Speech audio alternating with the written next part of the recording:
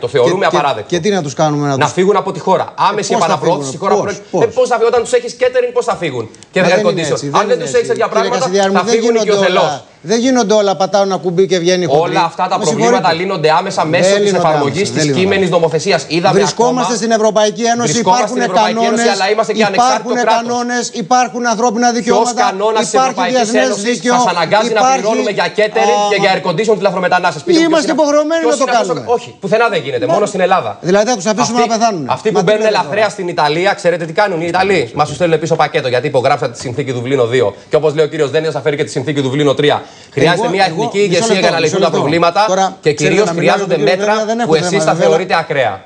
Αυτό είναι το ζήτημα.